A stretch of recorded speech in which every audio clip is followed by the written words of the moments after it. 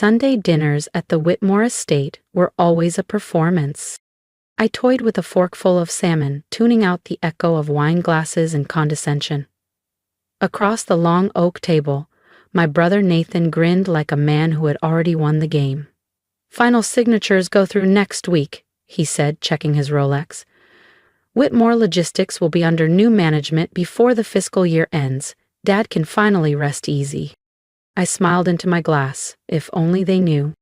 The deal they were toasting had been set in motion by me 10 months ago, from a walk-up in Seattle, not a corner office in Chicago.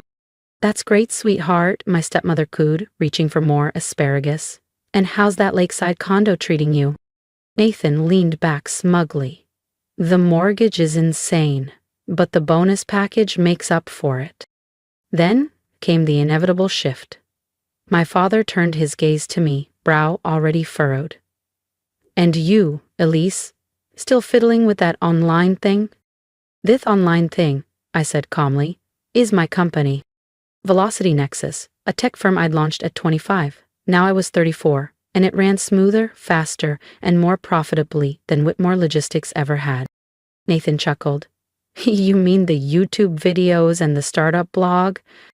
He didn't know that Velocity Nexus now powered back-end systems for 3 Fortune 500 companies, that our cybersecurity framework protected more than a dozen state-level agencies, that from my cozy workspace, once dismissed as a spare bedroom, I closed contracts worth more than his quarterly budget.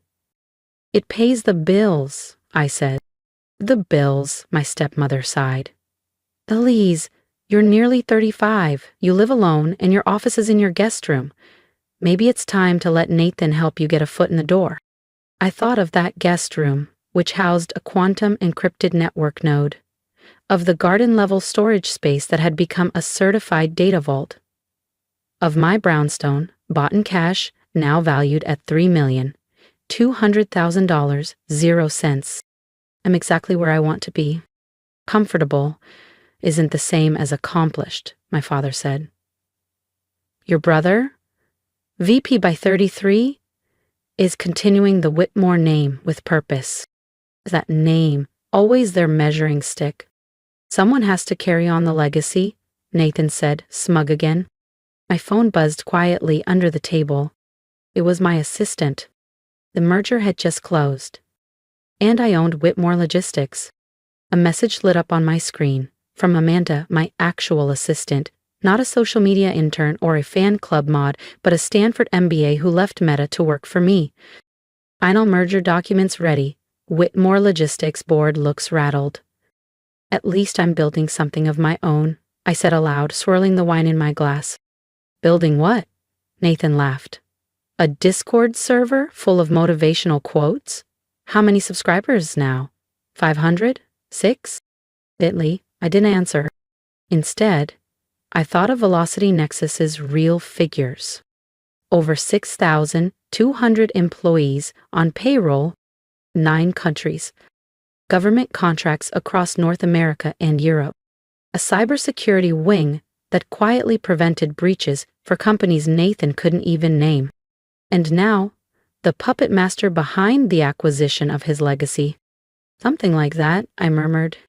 "Elise," my father said, voice heavy with the disappointment he'd refined over the years.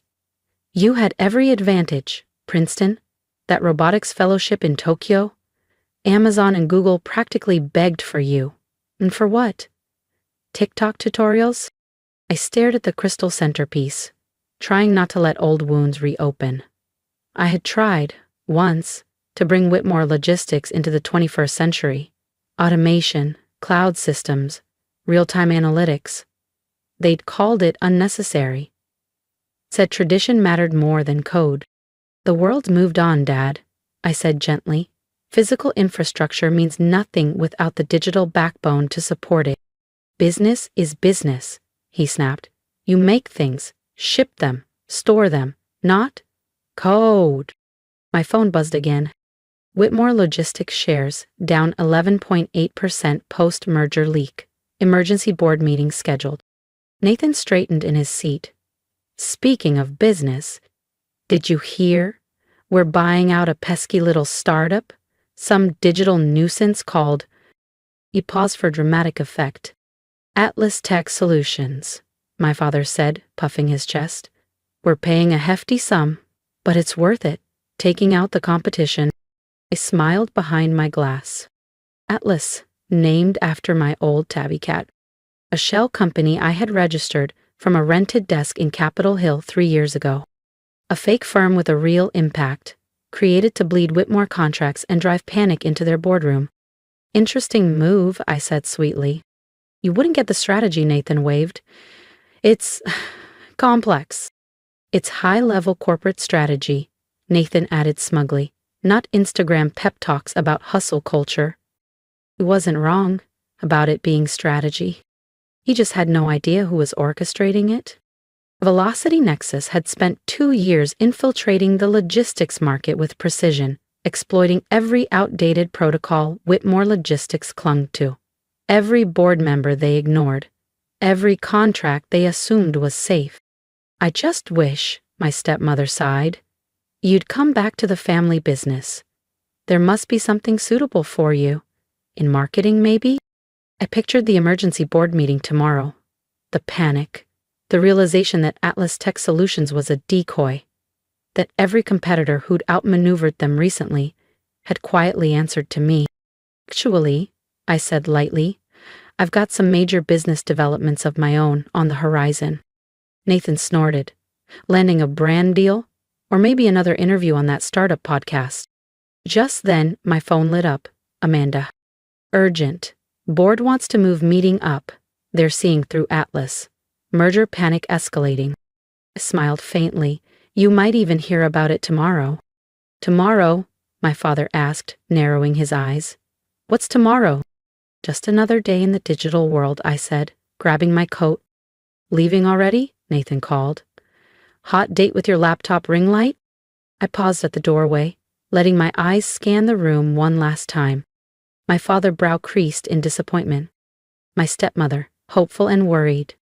Nathan, smug as ever, still basking in a legacy he didn't know was slipping away.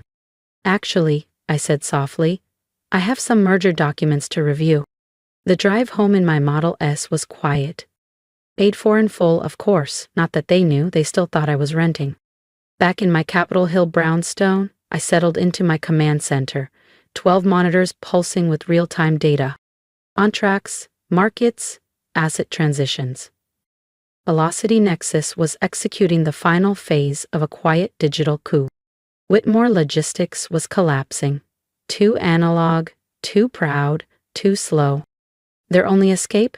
A full buyout from my firm, one they'd beg for by noon tomorrow. My phone buzzed again. Mom, please think about what we said. Nathan. Still time to join the real world, sis. Dad, the Whitmore name still matters. Don't waste it. I turned to my screens. Billions moved in and out of Nexus systems every day. Let them keep their name. I already own their future. If you've been quietly building something of your own while the world doubted you, hit subscribe. Elise's story isn't over, and in the next chapter, they'll learn the name behind the buyout, and it won't be the one they expect. Thousands of employees, one flawlessly executed plan. Because sometimes success doesn't look like corner offices and legacy job titles. Sometimes it's born in silence, behind mucked side hustles and dismissed ambitions, until it reshapes the world. Tomorrow, they'd learn that the hard way. Whitmore Logistics still stood in its original Seattle headquarters, a limestone and steel monument to 3 generations of stubborn tradition. Same gold-embossed signage, same wood-paneled lobby that smelled faintly of old money and even older ideas. But today, everything would shift. Mrs. Whitmore. Amanda greeted me inside the private elevator. Calm, focused, not a virtual assistant or influencer assistant. Amanda was a Harvard grad who chose Velocity Nexus over a 6-figure consulting job at Bain. The board is assembled. Your father's... Pacing. I adjusted the cuff of my navy suit, tailored, sharp, a far cry from the oversized hoodies they all associated with my so-called digital hobby. Do they know yet? I asked. They know Atlas Tech's numbers are off, she said, but they haven't traced it to Nexus. Perfect, I said. Let them squirm. The executive boardroom buzzed with tension. Through the glass walls, I saw Dad pacing like a man losing grip. Nathan flipped through printed spreadsheets with urgency. Board members whispered, confused and agitated. Ready? Amanda held out the tablet. I thought of the years they called me aimless, of every Sunday dinner where my achievements were laughed off. Oh, I'm ready. The room fell still as I stepped through the doors. My father stopped mid-step. Nathan's documents slipped from his hands. Elise? He blinked. What are you doing here? This meeting is confidential. Is it? I smiled, walking to the head of the table. As the CEO of Velocity Nexus, I believe I'm exactly where I belong. My father went pale. What, Nexus? What do you mean? Amanda stepped forward without missing a beat. Allow me to introduce Elise Whitmore, founder and CEO of Velocity Nexus, the company finalizing its acquisition of Whitmore Logistics. Silence swallowed the room. My brother's jaw dropped. My father's hand clutched the back of his chair. This is a mistake. You run a blog, he choked. Social media tutorials. Not this. No, Dad, I said quietly, locking eyes with him. I run the company buying yours. I tapped my finger, and the boardroom screens lit up with Velocity Nexus's global corporate overview. I run a digital transformation powerhouse, I said calmly. We've spent the last 2 years positioning for the acquisition of Whitmore Logistics. Every setback you've had was part of the plan. Nathan finally found his voice. But Atlas Tech is a shell. I gave him a nod. One of many. We created them to apply pressure, redirect contracts, and dismantle your client base. Methodically. You were sabotaging us? My father said, voice raw. No, I replied. I was demonstrating exactly what you refuse to understand. That business has evolved, that success isn't limited to factories and warehouses anymore. The screens shifted, displaying real-time stats. The Velocity Nexus. Annual revenue, $12.7 billion, 0 cents. Active operations in 28 countries. Over 6,000 employees. Clients, Fortune 500, state governments, international tech hubs. Market cap, 4.5x, Whitmore's current value. And yes, in one corner of the screen, a modest Instagram page. That's where I share insights, I said, glancing at Nathan. The same ones you all laughed at. Why the secrecy? He asked, his tone unusually subdued. Would you have listened if I hadn't forced your attention? I met his eyes. When I proposed updates to our systems, you mocked it. When I suggested cloud integration, Dad called it a distraction. My father collapsed into his chair, silent. I slid the acquisition papers across the table. Terms are non-negotiable, I said. Velocity Nexus will absorb Whitmore Logistics at current market value, which dropped another 15% this morning. We'll modernize operations and bring your systems into the present. Nathan stared down at the paper. And us? That depends, I said. You can stay, learn, adapt, or walk with your payout, your call. One board member cleared his throat. Ms. Whitmore, what your company's doing? This is the future. I nodded. While you clung to manufacturing, we were building ecosystems. While you dismissed tech as a trend, we were rewriting the rules. My father whispered, eyes wide, voice low. Your tiny apartment in Capitol Hill. I looked straight at him. Was a command center. And now it's headquarters. It's not really tiny, is it? I said, a quiet laugh in my throat. The apartment is a restored Capitol Hill brownstone, valued at over $8 million. It has a climate-controlled server room in the basement that runs secure operations for a chunk of the West Coast's digital infrastructure. But you never visited, so you wouldn't know. And all that time on social media, Nathan started, was spent building global partnerships, overseeing strategic rollouts in 3 continents, and coordinating Fortune 500 transformations. I smiled. The Instagram stories? Just a bonus. And honestly, great camouflage. Amanda stepped beside me, handing over a fresh tablet and a set of updated briefs.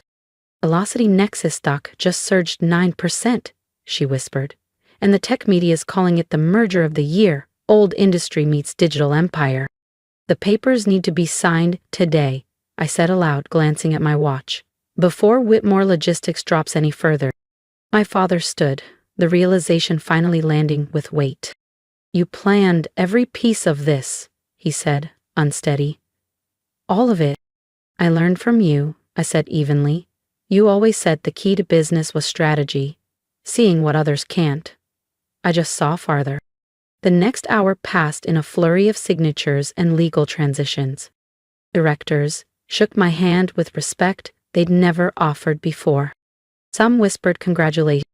Nathan stared blankly at the polished wood grain of the boardroom table, his Harvard MBA suddenly meaningless. As the final document was signed, my father approached me. Elise, why didn't you tell us? I looked at him for a long moment. Would you have listened? I asked. When I said the world was changing, you called it noise. When I showed you innovation, you called it a waste. I lifted my laptop bag. So I stopped explaining and I started building. Olivia's voice came from the far end of the table. You own our company now? I turned, calm and clear. No. I'm saving it, dragging the Whitmore name into a world you were too proud to see coming. That night, I sat in my real office, Nova Digital's penthouse HQ in Manhattan. The skyline pulsed with the glow of a connected world. A world I'd helped shape. My phone lit up. Mom, we had no idea. I'm so proud. Olivia, can we talk? I want to learn. Dad, you were right. About everything. I smiled, turning toward the wall of screens that pulsed with Velocity Nexus's global operations. Success doesn't always wear a name badge or sit behind glass doors. Sometimes it's forged in silence, behind dismissed ideas and belittled ambition. Sometimes it grows in the very shadows people mock, until it dominates the light. The next family dinner? Very different. No lectures about real work. No mocking references to social media or that blog thing. Instead, there were questions, genuine ones. Curiosity replacing condescension. Even Nathan listened, not to argue but to understand. He stayed on with the company, no longer leading, but learning. Humbled, but finally open. My father stepped back, quietly admitting the industry had passed him by. My mother stopped whispering her concern and started boasting about her daughter, the tech CEO. I keep building. I keep reaching further, deeper, sometimes from the top floor in Manhattan, sometimes from my brownstone in Seattle. Because real power doesn't come from where you sit. It comes from what you build. The Whitmore name, it still means something in business. Not because of what it once stood for, but because one underestimated daughter saw the future and built it anyway. One transformation at a time. If you've ever been laughed at for dreaming differently, for not following the traditional path laid out for you, then you understand exactly where I've been. They called my ideas unrealistic. They told me to get a real job. They mocked the long nights I spent building something they couldn't see. Until suddenly, they couldn't ignore it. I didn't set out to prove anyone wrong. I set out to build something right, something future-facing, something of my own. And if my story resonates with you, if you've been underestimated, overlooked, or told to shrink yourself to fit someone else's mold, I want to hear from you. Leave a comment below. Share your journey. Tell me how you fought to be seen.